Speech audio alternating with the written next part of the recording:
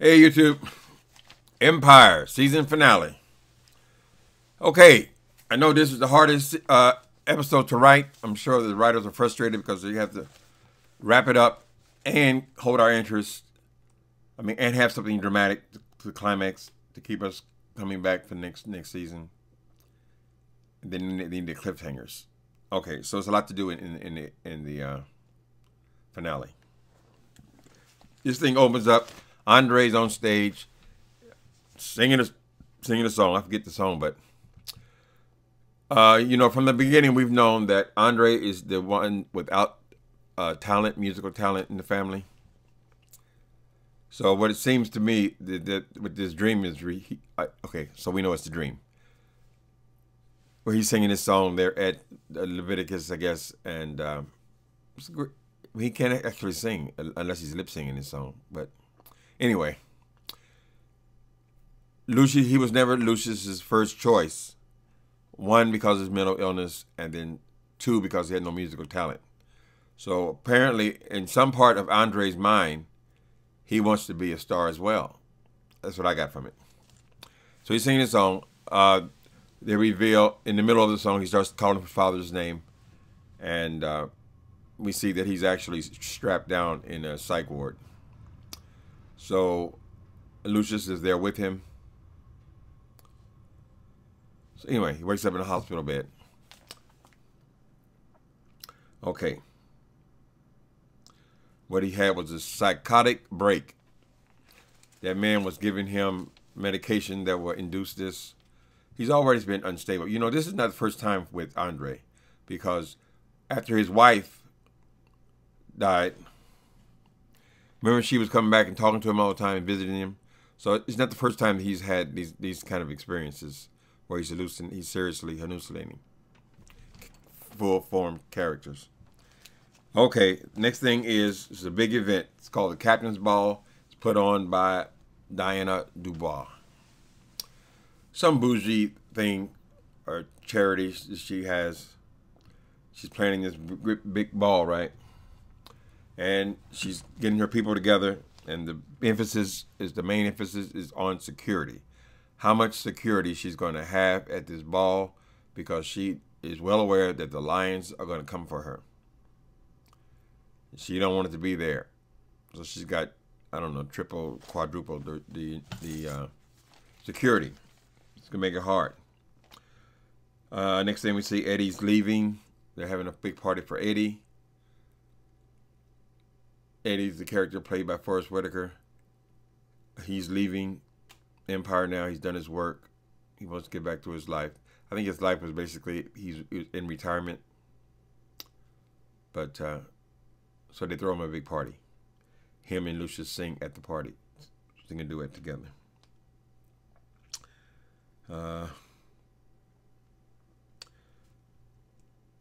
Family gets together at Lucius's office to make their plan at getting at these Dubois. How are they going to get into this party? They've already established they want it to happen at this party she's giving, this event. Now they all come together, all the family members, to plan it out. Lucius is somewhat distracted. He's over there playing the piano while they're having this serious conversation. I don't know what the significance of that part was. They kind of letting Cookie run things at this point. So it's just Cookie's plan. And then Thirsty comes in. I forget what Thirsty says. He comes in with the rundown on the company who is in charge of the security, and shows them the weak places and so forth, where they're vulnerable. Becky, we think Becky might be pregnant. She's the sign of certain food, namely shrimp, shellfish. It makes her sick. And someone says that Shine says she's got a glow about her. All the standard things when people are pregnant, you know. And then Thirsty walks in on her, and she's crying. And we don't know who the father is, but so far, all we know for sure is that she was with that guy that she called it wasn't Big Papa, but was it Big Papa? The gospel rapper. That was her boyfriend. We've seen them two making love. So, and he did come back for a while. They had sex and then he left again. So it could be him, and there's a possibility that Thirsty is the father, but they're not revealing to us absolutely who the father is. They're not even saying that she's pregnant. We're just getting all the clues that she's pregnant. All right. Next thing we see is Warren. He's showing up at Jamal's place, right? Now, Jamal damaged his eye. His eye's still sitting down in the middle of his face. It's been a hell of a swing, but he is still got the hots for this boy, Jamal. He shows up at Jamal's apartment. I guess he still has a key. Initially, of course, he's apologizing and all that. Initially, Jamal is throwing him out, saying he deserved what he got. Warren is humble. He's been humble most of his whole season, really. But he's humble, and he's saying he has some information that might be of use to them to get even with his aunt. Because the aunt sat back there and let him get beat down and just said, oh.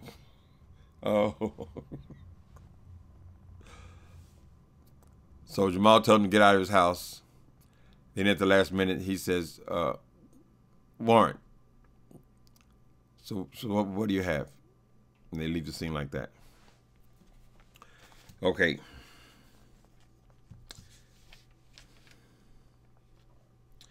Lucius and Cookie kidnap Angelo and force him to sign a confession. Now, this is something I found mildly annoying. Is this all of this is this whole last episode is about the kidnapping of Bella, right? But these lions, all they do is kidnap. There are I believe 3 or 4 kidnappings in this very episode. They're constantly kidnapping people. I don't know why all of a sudden now the kidnapping of Becky has become so prominent. Because even when they took Warren from making him sign his paper saying that he kidnapped Bella, they're kidnapping him right then. And in this thing, Lucius gets kidnapped and Akeem has been kidnapped. They're constantly kidnapping. But they chose to wrap this up with the kidnapping of Bella. This is the big thing that they have against the Dubois. This is what they're going to use to bring them down. Right? This would probably be the information that Warren had. He brought to the Lions. Okay. So they make him sign his confession that about his part in the kidnapping of the baby, and then Warren says some nasty thing about the only thing we have in common is that we both were boning Cookie. Lucius, of course, takes offense to that. He was already going to whip him. He already brandished a weapon. That sends him over the top, and he pistol whips Warren. I mean, what's his boy's name? He pistol whips Angelo.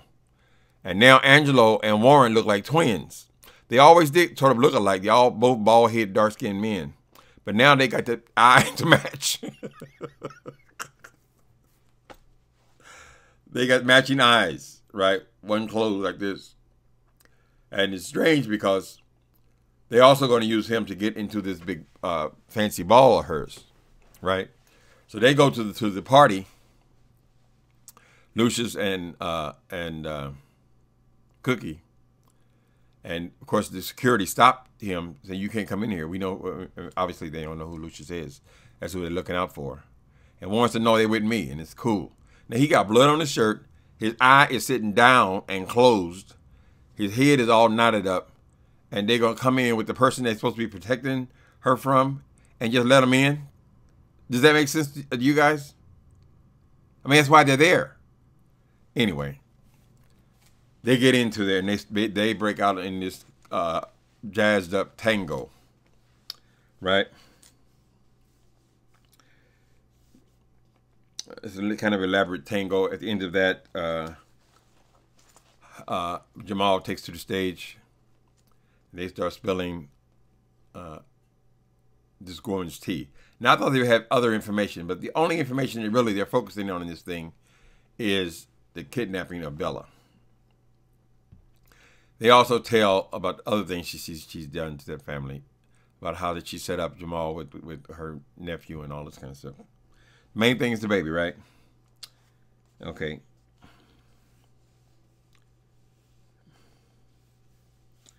So Hakeem and Jamal break out in this rap, aggressive rap music. You know, a lot of cussing in the music, and of course the people they're all hoity-toity type people. But then they start spilling tea in the song, and then after the song, they bring on Warren on his big screen, right? I guess it's called a live stream. He's on his big screen, and he's telling them, he's confessing to what they did about kidnapping Bella. The people, they're all aghast. Oh my God. It was telling them all the evil things that Diana Dubois has done. At the end of which, of course, at the end of which, she tries to leave. And as she's leaving, she's arrested for the kidnapping of Bella Lion. This baby can't even talk, and only her kidnapping makes the difference. Okay, there'll be a couple more kidnappings as we go on in this episode. All right. Next thing is Hakeem. Okay, he goes to get the baby. He catches Anika. Takes the baby from Anika. She's begging and pleading, "Oh, not my baby. Please don't take my child." And she's crying and all this kind of stuff.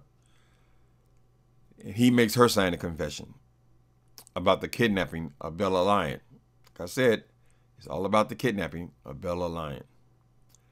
She signs it and states that she's not going to fight him for custody because he has this information on her. Right? So she goes into this crying thing, and he says that I wouldn't do that. I wouldn't take you as the baby's mother. I'm not going to take his mother from him. So essentially, he's saying that she will be able to see him, but he doesn't make it clear about how she will see him and all that kind of stuff. Just that she'll be able to see him, see her. But he still takes the baby away. She signs the paper.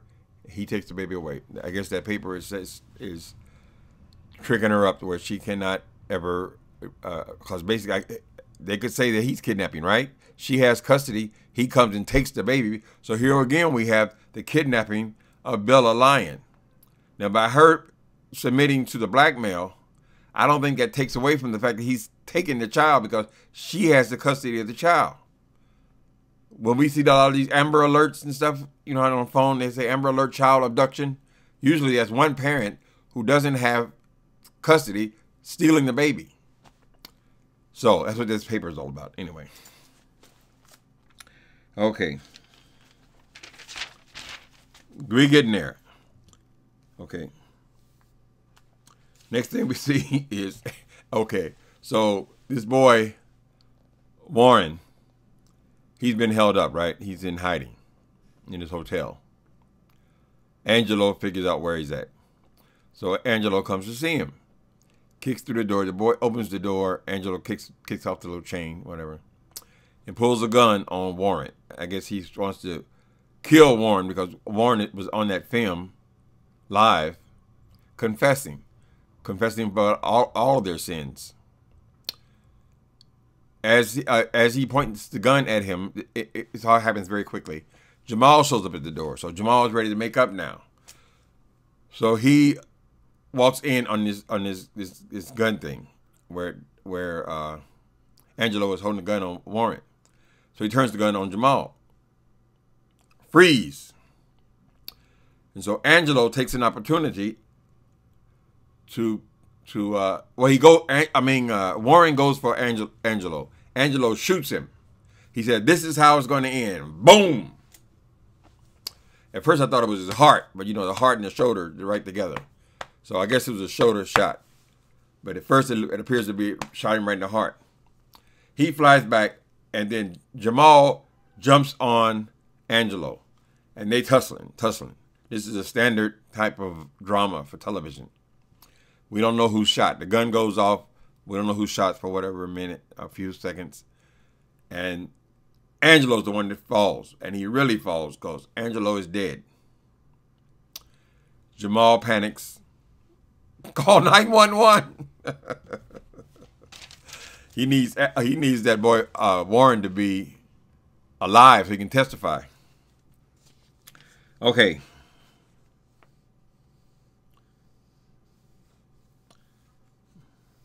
Next thing is Lucius and Cookie. Okay. Lucius, he's still being weak-kneed about Cookie.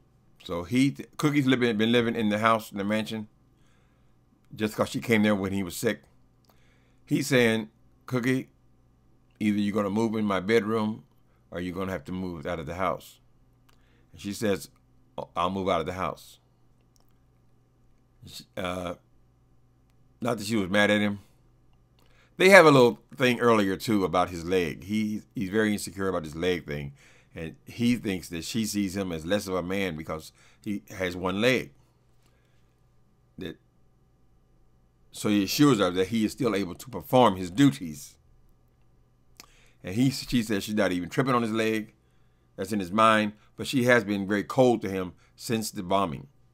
She still feels like he's not totally himself. Or she doesn't know. She keeps asking, is he back? Is he back? Well, he is pretty much back. I mean, it's a little bit of the edges knocked off from the old Lucius, but they needed to be knocked off. The only thing I see distinctly different now is basically she's still sitting in the driver's seat. She's still running things. He's not that far back where he's the aggressive person he was. All right. She says, no, I'll pass on that deal. We need to take it slow this time. Before the bombing, remember, he had proposed marriage to her. They were going to run off and be married. And he had already given that boy, Andre, the company, or gave him control of it. So he hasn't mentioned that he remembers that particular scene. But she says, no, I'll move. Later on, we see her moving out, having all her furs. She needs movers to move her furs. All this stuff goes back to her apartment because she still has her apartment. And then as they're all leaving, she said, take us all back to my place. She says, no, I'm going to stay here tonight. So she's going to give him some. I guess they need to, they need to be clear as she's leaving that she's not finished. All right. Next thing we see is Lucius goes to see his boy, Andre, and Shine is in the room talking to him, whispering in his ear. And he said, what are you doing here? Because he's under the impression they don't get along at all. He said, no, we squashed all that stuff. That's my boy, Andre. I think a possibility that Shine was coming to kill Andre because him and Andre are the one who plotted, planned, executed the bombing of Lucius' car, tried to kill him. And now this boy, he's concerned about him telling, right? So he was going there to kill him, I believe. They don't make that clear. And Lucius is feeling, why are you here visiting my son? How did you know where he was? Nobody's supposed to know where he was. He said, I just found him. It's my boy. I'm checking on him. I'll leave you guys alone. As soon as he's out the room, Andre starts coming around, right? First thing out of his mouth, don't hate me. I tried to blow you up.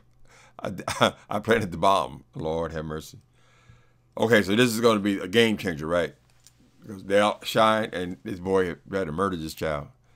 As soon as he tells him, I'm the one, well, he didn't plan the thing. He's the one that arranged to have the car blown up and killed the bomber and killed that woman. A needle comes. Ow! God damn. I hurt myself. A needle comes right in the neck. And it is Miss Claudia. She's the one that would know about the psych ward. She works in psych wards, remember? So now they give it, okay, she hits him in the neck with this stuff that knocks him out. And it's pretty much the end, but they show that he is tied to a bed somewhere. She has kidnapped him. See, another kidnapping. See, there's kidnappings all through this Lion situations. So I don't know what the big deal about Bella's one little tiny kidnapping. Anyway, So now she kidnaps Lucius. And they show us in the previews for next season, it's almost like watching the movie Misery. She got him like that. I guess she's in love with him. Her motives are not, we don't know what her motives are yet. But it seems like she's just an obsessed fan. Okay, that's the end of it. We'll see you next spring with this. Later.